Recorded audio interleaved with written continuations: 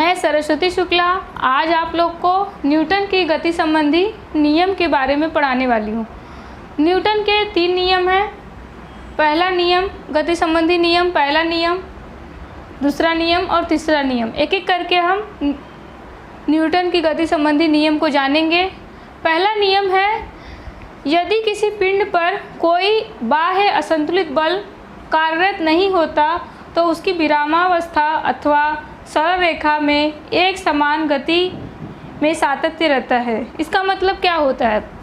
मतलब कि कोई पिंड अगर चलता है तो चलते ही रहेगा, अगर वह रुका है तो रुका ही रहेगा, जब तक कि उसके ऊपर कोई बाह्य मतलब बाहरी बल, असंतुलित बल मतलब जितना उसका बल है उसके बैलेंस में नहीं, उसके बराबर नहीं, उससे ज़्यादा या उससे कम बल ना लगाया जाए, तब तक वह उसी अवस्था में कार्यरत रहेगा। अगर कोई बल अगर रुका हुआ है तो रुका ही रहेगा। मतलब कोई भी पिंड, जैसे फॉर एग्जांपल के लिए एक पत्थर है, एक जगह पे रुका है तो रुका ही रहेगा, जब तक कि अगर आप उसे पैर से बल लगा के ना हटाओ तब तक वह वहीं पे रुका रहता है।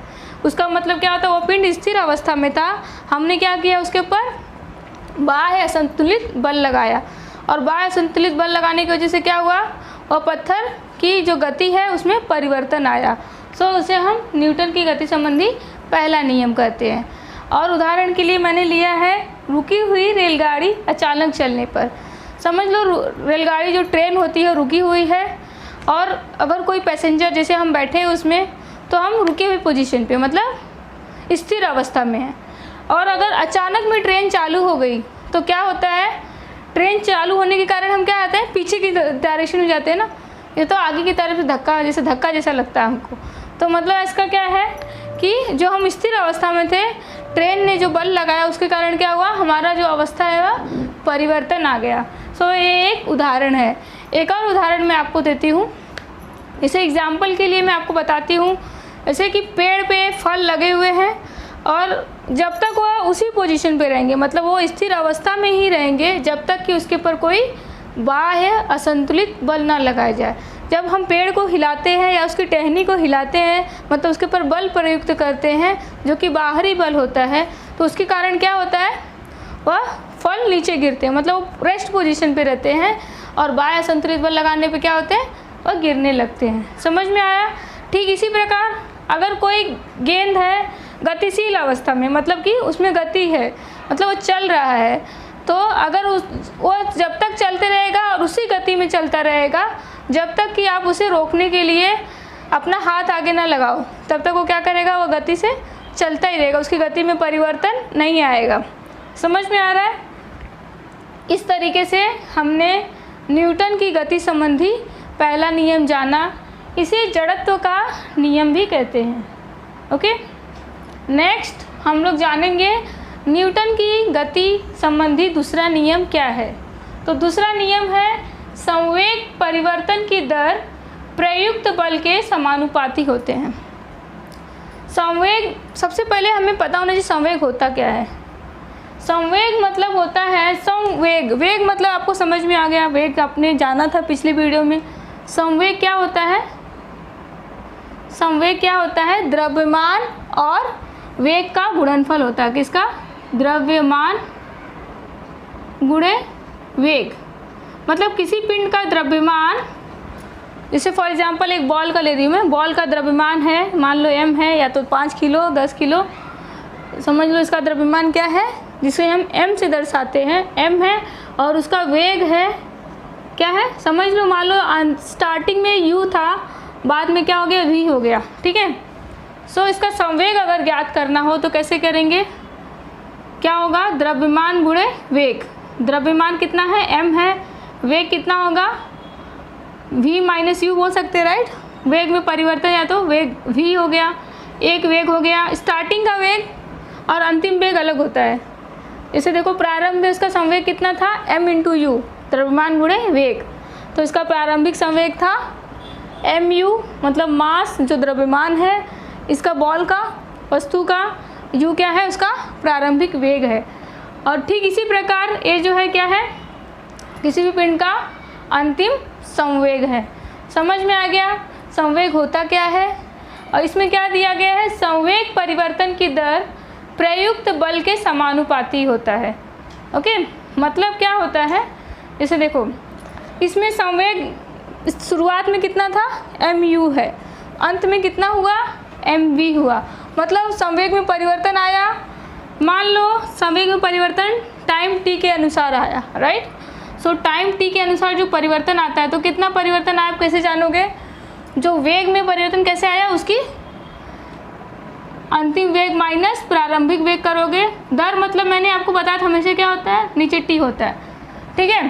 तो ये क्या हो गया, संवेग परिवर्तन की दर, ये क्या m into v minus u, v minus u क्या है, वेग है। सो संवेग परिवर्तन की दर किसके समानुपाती होता है, प्रयुक्त बल के समानुपाती होता है। तो ये क्या है, न्यूटन की गति संबंधी दूसरा नियम है। इसको आपको अच्छे से समझने के लिए मैंने एक एग्जाम्पल लिखा है। क्रिकेट खिलाड़ी तेज़ी से आती हुई गेंद को कैच करते समय अपने हाथों को पीछे की ओर खींच लेता है। आपने क्रिकेट देखते होंगे, राइट, क्रिकेट देखते होंगे तो जो क्रिकेटर जो बॉलर होते हैं, जब बॉल जो बैट्समैन मारते हैं, हिट करते हैं, तो उसको पकड़ने के लिए क्या करते हैं, पीछे की डायरेक्शन में थोड़ा सा हाथ करते हैं। क्यों ऐसा करते हैं, क्योंकि ऐसा करने से क्या होता है, जो बल जो संवेग से आता है, जो उसकी दिशा होती है तेज़ गति से आगे की तरफ आता है, उसको अगर परिवर्तन करना तो उसके प्रयुक्त बल लगाना पड़ता है, और उसकी जो वेग होता है उसको कम करने के लिए प्रयुक्त बल लगाया जाता है। और दोनों क्या होता है, एक ही दिशा में, जैसे संवेग इस दिशा में आ रहा है तो बल भी कहाँ, इसी दिशा में लगाना है। तो उसे क्या कहेंगे, न्यूटन की गति संबंधी दूसरा नियम कहते हैं। ये आपको अच्छे से समझ में आ गया, राइट। नेक्स्ट हम पढ़ेंगे न्यूटन की गति संबंधी तीसरा नियम। न्यूटन की गति संबंधी तीसरा नियम क्या होता है, न्यूटन की गति संबंधी तीसरा नियम बहुत ही इजी है और ये अपने आप डे टू डे लाइफ में आप बहुत यूज़ करते हो इसका। सो तीसरा नियम को हम क्रिया प्रतिक्रिया नियम भी कह सकते हैं। क्रिया और प्रतिक्रिया मतलब कोई भी आप काम कर रहे हो उसका विपरीत, कोई भी बल लगा रहे हो उसका विपरीत बल। ओके, सेम अमाउंट में, जैसे आपने 10 न्यूटन बल लगाया सीधी डायरेक्शन में, तो आपके तरफ 10 न्यूटन का बल आपके विपरीत दिशा में उतना ही समान बल लगेगा, बट उसकी दिशा क्या होगी, विपरीत होगी। तो क्या लिखा है इसका नियम, प्रत्येक क्रिया के समान एवं विपरीत प्रतिक्रिया होती है। मतलब every action has equal and opposite reaction. जैसे एग्जाम्पल के लिए नाव चलाने वाला, नाव चलाते हैं जो, तो देखो जैसे बल पीछे की तरफ नाविक लगाता है, राइट, नाविक पीछे की तरफ बल लगाता है। जब बल पीछे की तरफ लगाता है तो नाव क्या होती है, आगे की तरफ चलती है। जितना बल उसने पीछे की डायरेक्शन में लगाया उतना ही बल वो आगे की डायरेक्शन में नाव जाती है, उतने ही बल से। मतलब तीसरे नियम में दो बल होते हैं, मान लो दो बल हैं, एक है F1 और एक है F2, समझ में आ रहा है। ये दोनों क्या होते हैं, इक्वल होते, बराबर होते, बट इनकी दिशा क्या होती है, एक दूसरे से विपरीत होती है। तो इसीलिए यहाँ पे माइनस होता है, right. So F1 is equals to minus of F2, ये दोनों की दिशा क्या होती है, एक दूसरे के विपरीत होती है, इसलिए यहाँ क्या लगेगा, माइनस साइन, ठीक है। तो समझ लो नाविक ने इतना बल लगाया उसको खींचने के लिए नाव को, और उतने ही बल से नाव आगे की तरफ जा रही, बट उसकी दिशा क्या है, विपरीत है, क्योंकि नाविक ने पीछे की डायरेक्शन में बल लगाया और नाव कहाँ जा रही है, आगे की डायरेक्शन में। तो इसमें क्रिया के विपरीत क्या है, प्रतिक्रिया बल होता है, ठीक है। ऐसी सेम उदाहरण है तैराक का, तैराक का भी सेम, वो हाथ आगे की तरफ करता है, पीछे की तरफ ऐसा पानी को खींचता है और आगे की तरफ जाता है। रॉकेट का भी उदाहरण है तीसरा नियम का, रॉकेट से जो ईंधन निकलते हैं, धुआं जो तेज़ गति से नीचे की तरफ बल प्रयुक्त करता है, उतने ही गति से वह बल से वह क्या होता है, ऊपर की तरफ जाता है। अब हम चौथा एग्जाम्पल दिए इधर, बंदूक से निकली हुई गोली। जब आप बंदूक से गोली देखे होंगे या तो आप कभी महसूस किए होंगे कि जब बंदूक से, बड़ी बंदूक रहती है, गन जो होती है, उससे अगर गोली दागते हैं तो जो गोली निकलती है जितने बल से, उतना ही बराबर का बल लेकिन विपरीत दिशा में पीछे की तरफ बंदूक को लेके जाता है। आपने ऐसा देखा होगा, राइट। तो उसका मतलब एक इसका उदाहरण है क्रिया और प्रतिक्रिया बल का। जितने बल से बंदूक की गोली आगे की तरफ जाती है, उतने ही बल से जो गन है, बंदूक है, वह पीछे की तरफ जाती है।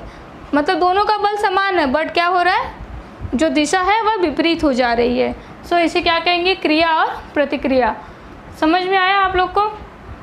ये जो न्यूटन की गति संबंधी नियम है बहुत इम्पॉर्टेंट है और हर बार एग्ज़ाम में 3 मार्क्स के लिए ज़रूर पूछते हैं, या तो किसी एक जो आता है वो 1 मार्क्स के लिए आता है, एक नियम और उसका उदाहरण के साथ। इसी तरीके से अगर तीनों नियम पूछेगा एग्ज़ाम में तो 3 मार्क्स के लिए आता है। सो ये बहुत ही इम्पॉर्टेंट है और आगे भी आपको ये रिपीट होने वाला है। आगे जब आप कॉलेज में जाओगे, 10th में जाओगे, तो ये नियम जो होता है बेसिक साइंस है, तो ये आपको ज़रूर पता होना चाहिए। इसको आप घर में प्रैक्टिस कीजिए और इसका नोट्स बनाइए। जो भी इससे रिलेटेड डाउट है वो हमसे पूछिए, कमेंट कीजिए, हम लोग आपका डाउट ज़रूर क्लियर करेंगे। Okay, thank you so much.